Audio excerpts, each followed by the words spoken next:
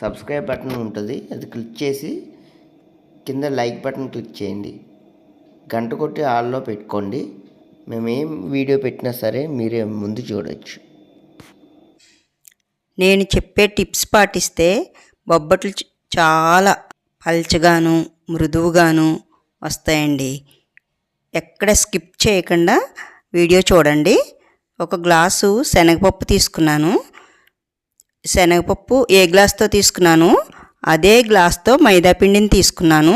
అదే గ్లాస్తో బెల్లము, తగినంత నూనె, కొంచెం పంచదార, ఉప్పు, యాలకుల పొడి, తగినంత నీళ్లు తీసుకున్నాను.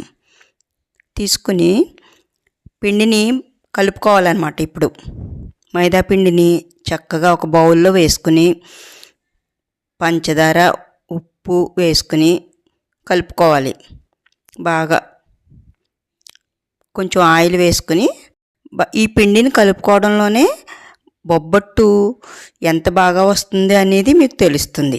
పిండికి పట్టేటట్లుగా కలుపుకొని చక్కగా వాటర్ వేసుకుని బాగా కలుపుకోవాలన్నమాట. మెత్తగా చపాతీ పిండిలాగా కలుపుకోవాలి.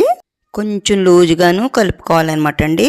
అలా కలుపుకున్న పిండిలో ఆయిల్ వేసి బాగా కలిపి మూత పెట్టుకోవాలన్నమాట. మూత పెట్టుకుని శనగపప్పు తీసుకుని శనగపప్పు చక్కగా కడుక్కుని ఒక గంట నానబెట్టుకోవాలండి. నీళ్ళు పోసి నానబెట్టేసుకోవాలి. పప్పు కుక్కర్ పెట్టుకోవాలండి. గ్లాసున్నర నీళ్ళు పోసుకుని కుక్కర్ పెట్టుకుని 3 విజిల్స్ వచ్చాక పప్పు ఇలా ఉడికించుకోవాలన్నమాట. పప్పుని చక్కగా ఉడికించుకొని ఇప్పుడు పాకం రెడీ చేసుకున్నాను చూడండి. బెల్లం వేసుకుని కొంచెం వాటర్ పోసుకుని తిప్పుకోవాలన్నమాట అండి. బెల్లం ముక్కలన్నీ కరిగిపోయేంత వరకు కూడా. బెల్లం ఉప్పు లేని బెల్లాన్ని తీసుకోవాలన్నమాట. ఉప్పు లేని బెల్లం అయితేనే బాగుంటుంది బొబ్బట్టుకి. ముక్కలన్నీ కరిగిపోయి మొత్తం ఉడికించేసుకోవాలి బెల్లాన్ని. ఇప్పుడు ఒక ప్లేట్ తీసుకుని అందులో వాటర్ పోసుకుని పాకం వచ్చిందో లేదో ఇలా చూసుకోవాలన్నమాట అండి. ఉండ పాకం వస్తే పాకం వచ్చేసినట్లే, ఇలా ఉండవ్వాలి. ఉండైతే పాకం వచ్చినట్లే అనమాట. ఇప్పుడు పప్పుని తీసుకుని పప్పు వేసేసుకుని యాలక పొడి, పప్పు వేసుకుని బాగా తిప్పుకోవాలన్నమాట అండి. తిప్పేసుకుంటే రెడీ అయిపోయింది.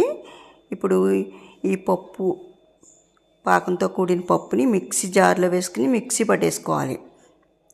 మిక్సీ పట్టుకుని మెత్తగా మిక్సీ పట్టుకుంటే పూర్ణం రెడీ అయిపోయింది చూడండి. మెత్తగా మిక్సీ పట్టుకోవాలన్నమాట అండి. ఇంకో పూర్ణం రెడీ అయిపోయింది. ఇప్పుడు పూర్ణాన్ని ఉండలుగా చేసుకోవాలన్నమాట అండి. మనకి 20 నుంచి 25 దాకా బొబ్బట్లు అవుతాయి. ఉండలుగా చేసుకున్న తర్వాత మైదాపిండిని కూడా ఉండలుగా చేసుకోవాలన్నమాట. చిన్న చిన్న ఉండలు, పూర్ణానికన్నా చిన్న ఉండలు చేసుకుని, పూర్ణం ఎన్ని ఉండలు చేసుకున్నాము, మైదాపిండి కూడా అన్నీ ఉండలు చేసుకుంటే మనకి బాగా తెలుస్తుంది అనమాట ఎలా చేసుకోవాలనేది. మైదాపిండి ఉండని తీసుకుని ఇలాగా ఆయిల్ రాసుకుని ఇలా ఒత్తుకోవాలన్నమాట. ఒక అప్పడంలా ఒత్తుకుని చక్కగా పూర్ణాన్ని తీసుకుని ఇలాగ 4 అంచులు కలుపుకొని ఆ ఎక్స్ట్రా ఏదైనా పిండి ఉంటే తీసేసుకోవాలి. బాగా క్లోజ్ చేసేసుకుని ఈ పిండిని తీసేసుకోవాలి. మళ్ళీ నూనె చేసుకుని చక్కగా అలా ఒత్తుకోవాలన్నమాట అండి. ఇలా బాగా ఒత్తుకుంటే చక్కగా రెడీ అయిపోయింది చూడండి. ఎంత రౌండ్గా కూడా వచ్చింది చూడండి. ఆ షేప్ కూడా బాగా వస్తుంది అనమాట. ఇప్పుడు ఒక ప్యానం పెట్టుకుని నెయ్యి కానీ నూనె కానీ వేసుకుని ఇప్పుడు ఈ బొబ్బట్టుని చక్కగా స్లోగా తీయాలి. ఆ పాలిథిన్ కవర్ని మించి కానీ ఆకు మించి కానీ చేసుకున్న దాన్ని స్లోగా తీసి అలా ప్యానం మీద వేసుకుని చక్కగా కాల్చుకోవాలన్నమాట. సన్నటి సెగ మీద కాల్చుకుంటే బొబ్బట్టు చాలా పొంగుతుంది కూడాను. ఎంత బాగా పొంగుతుందో చూడండి చక్కగాను. బొబ్బట్టు చేయడం రాదంటారు, చాలా బాగా వస్తాయి. నేను చెప్పిన టిప్స్ అన్నీ పాటిస్తే బొబ్బట్టు చాలా బాగా వస్తుంది. మెచ్చుకుంటారు కూడా మిమ్మల్ని ఈ బొబ్బట్టు తిని. అందుకోసం ఎప్పుడైనా ట్రై చేయండి. వీలున్నప్పుడు మా ఛానల్ విజిట్ చేయండి, ట్రై చేయండి. బొబ్బట్టు రెడీ అయిపోయింది చూడండి.